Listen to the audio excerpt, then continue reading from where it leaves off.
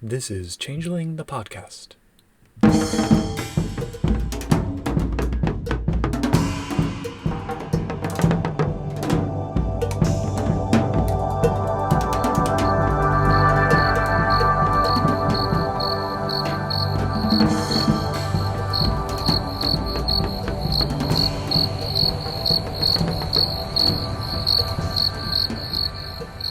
Greetings all, Pooka here, coming at you with a solo minisode. I'll be talking briefly about The Darkening Sky, a set of scenarios for Dark Ages Revised. This includes a chapter on the Fae, therefore I wanted to cover it as the only canon material for Dark Ages Fae outside of the corebook. I'm also recording this on a weekday morning before work, so I apologize in advance for any missteps or bleariness in my voice. So apparently this was a cancelled book originally intended to be released near the end of the Dark Ages run. The scenarios and crossover material are structured around the actual, real-life eclipse of 1230 AD that spanned England and Scandinavia. I sometimes roll my eyes a little bit at the trope of eclipses lasting for hours that you occasionally run across in fantasy, but okay, sure. So the book was eventually published by Onyx Path around the same era as the abandoned revised convention books for Mage, so around 2014, I believe. Each of the Dark Ages lines gets its own chapter, and while we mainly care about the Fae for this podcast, we start with a frame story involving multiple lines. It's set in Wales, although the eclipse didn't actually occur there, I'll point out, in a valley where the old ways still hold sway, whatever that might mean. There's a druid who peers into the spirit world and sees all manner of chaos before a deer spirit warns him to get his villagers to safety. So he goes back and informs them. They run for the local lord's keep, with 2 of their number becoming werewolves along the way as the eclipse happens. Then everyone gets inside and they discover, oh no, the guards are vampires, but then the werewolves arrive to defend the villagers. So it's all very chaotic and whatnot, but sets the tone for Dark Ages crossover. After that, there's a foreword that points to the phrase, "The Oath-Truce falls with the darkening sky," indicating that this will mark the resumption of the Fae's War of Seasons, along with all the other stuff going on. Apparently, the eclipse idea was introduced as an Easter egg throughout the Dark Ages Revised lines, culminating in that quote from Dark Ages Fae, which we did see when we did our review of that book, and the success of the 20th anniversary allowed some of these long-cancelled books to return. This one is, we're told, much different from the original concept. But anyway, the Fae portion. So page 13 has a description of what the story in this book will be about for them, and it is as follows. As winter winds its way into spring, the Fae prepare again for a war that never truly ended.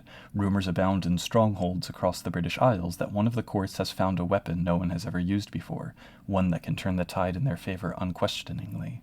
No one knows what it is yet or what it does, but in the days before the May 14th eclipse that will signal the resumption of hostilities, 4 of the major players in the seasonal courts will watch their needs and desires intertwine, and only a handful of Fae will have the power to stop the coming disaster, or push it to its disastrous zenith. I don't know how I feel about using disastrous so soon after disaster, but okay. So then when we get to the Fae chapter, there's opening fiction. It's a heartwarming story about a spring court messenger from Carter Haw, for any folklore fans, enjoying a hot plate of freshly cooked priest. Aww. The basic plot is that the characters are guardians for a caravan from the court of the firstborn Melusine, who's a winter fae living in Brittany. And she's sending the cargo to the firstborn Tam Lin, her former rival in northern Wales. So the connection to Carter Haw, for anyone unfamiliar with the ballad, Tam Lin was abducted by the fairies, but escaped and now lingers at Carter Haw, where he tempts the young maidens or something like that, until Janet the human rescues him. I forget the full details, but it's relevant for this storyteller character, and there's lots of writing about Tam Lin, both in Changeling and in fantasy in general. Anyway, Melusine and Tam Lin have joined forces against a mutual foe, Anonymous Peg Powler, who's another folklore connection. She's a hag in British folklore, and this joining of forces has eased their differences. So she's sending him this caravan with mysterious contents. Rumor has it that it's a powerful weapon for Tam Lin to use against Peg Powler. There is what they call a chronicle map, which is quite spoiler heavy, so I'm not going to give a lot of details from it, but I will give the broad strokes in the first couple of paragraphs. The characters are chosen by their superiors, either by their court or by the patrons, to accompany a shipment from the manor of Melusine in Brittany to the camp belonging to Tam Lin in Wales. Whether or not they are used to being messengers and couriers, they are told that they're the only ones who can be trusted with this job. Before even starting the assignment, the characters begin hearing rumors that what they're accompanying is a weapon of immense power. If the characters investigate the rumors before traveling, they will discover that though very few facts can be found, plenty of stories about what the shipment could be are traded around campfires. From riches untold to enchanted swords to assistance from some outside agent, no two people agree on what the characters will actually be guarding. Further, there are sinister whispers as to why Melusine would engage in trade with Tam Lin. When they arrive at the manor, however, the characters discover that the cargo in need of guarding does not appear to be any recognizable weapon. ... And I'm leaving it open-ended in case anyone listening wants to play or run this game. After that we get a brief overview of the state of the courts as the Oath-Truce is about to fall. Spring wants to see change and is therefore tired of the war. Summer is so ready for it, but they didn't mind the orderliness of peace in the meantime. Autumn hopes for peace, and winter just seeks advantage, whatever comes. The Solstice Court and the patrons might want to sabotage the caravan so no one gets it. There are some crossover options for the story here too. Werewolves are guarding the caravan in exchange for the return of kinfolk turned changeling, who were kidnapped in the first place to find ways around the problems of baptism. Inquisitors are obviously trying to stop the caravan. Magi may wish to study the weapon, and there's a wholesale recasting of the scenario using vampires instead of fae. Then we get some storyteller characters. Melusine is a winter firstborn associated with chill rivers and springs, who's getting back in touch with her coldest self in advance of the Oath-Truce ending. Peg Powler is a solstice inanime strongly associated with humanity. She rose from the fungi and such that sprouted from a crone's corpse. And she used to be Melusine's mercenary until she accidentally slew her mistress's child. Tam Lin is presented as a former squire of Melusine's bound by oaths, who slipped her grip to join the Spring Court. He rules over Carter Hall, where he has a mortal wife named Janet, who's slowly becoming a changeling. There's some other minor ones that would spoil the plot a bit, but there's also a bard who tries not to speak much because the mists get into his voice and prophecy spills out. Not sure if that's supposed to be True Thomas or anything, but naturally, he's the one who frequently repeats the line, "The Oath-Truce will fall with the darkening sky," throughout the story. So it's a 12-scene chronicle that could probably be played over 2 or 3 sessions. The scenes are kind of a mix of types for some variety. There's political intrigue, combat, mystery. There's the assignment of the mission that potentially gets the group together. Then the start of the journey from Brittany to Wales, the slow realization of what the caravan's cargo actually is, a fight as they cross the English Channel. Lots of branching paths and options are provided dependent on the choices characters might make, which I appreciate. A diagram might have been helpful, though, since so many of those choices are predicated on the interactions between the party and the main storyteller characters. The crux of it is that they get caught up in the power struggle between these 3 fae and wield outsized influence on the outcome as the keepers of the weapon they're transporting. The eclipse connection is that on the day of, there's the potential for a battle which could ignite or avert the renewed War of the Seasons, raising the stakes for players to decide how they want to handle it. Because any battle, no matter how seemingly insignificant, such as a squabble between these random fae, could reignite the powder keg.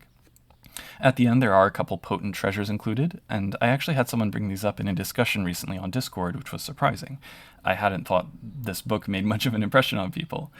But among those, without going into too much detail, the caravan's weapon, its nature, and what it represents is sort of an inflection point for a shift in how fae interact with the world. It's almost like the discovery of nukes. The principles behind the creation of the weapon opens the fae's eyes to new possibilities that they use in a kind of arms race, failing to realize that they are just pushing themselves faster towards their own destruction. The afterword to the story proper flat out says that when the Oath-Truce falls, the shattering begins. The new form of magical battle that they have access to begins fundamentally changing the fae landscape, and they begin fundamentally changing themselves to adapt, beginning the process of becoming modern changelings because most of the firstborn can't handle it. Now, this is a rather different kind of setup than the historical bits of Changeling the Dreaming we get, but does this shoehorning of canonicity work at all? I think Josh and I probably have different degrees to which we'd be willing to accept it. I am at least able to appreciate that they made an effort to align the two. It vaguely fits my headcanon between Changeling the Dreaming and Dark Ages Fae, enough to serve as a starting point for me to think further about how I want those two to align. And then after all that, we get an epilogue tale with an Inquisitrix and werewolves. Glorious. Like I said before, I didn't do enough revised Dark Ages to really get into it and its crossovers, but for Dark Ages Fae in particular, this is a solid enough story. Even if you leave out the metaplot connections and don't address the whole Oath-Truce question, it feels more robust than the sample story in the core book. Of course, I still feel like Dark Ages Fae has a lot of unfilled gaps, but for that, there's the storyteller's fault. In the meantime, this is a skeleton on which I can try to build my own idea of a Dark Ages Fae game, so adequate for that purpose, I suppose. That's about all I have to say on the book, but the link to purchase it online will be available in the show notes to this episode, along with our social media links as usual. If you'd like to join in the conversation around Changeling, feel free to get in touch by emailing us at podcast@changelingthepodcast.com or join our lively Discord community at www.discord.me/ctp. You can also support us by signing up for our Patreon at www.patreon.com/changelingthepodcast. We appreciate reviews left on the podcasting platform of your greatest convenience, and do tell your friends, allies, and Oath-Truce bound courtmates about our show. Thanks for listening, watch out for eclipses, because there's one coming up as of this recording, and until next time, keep on dreaming.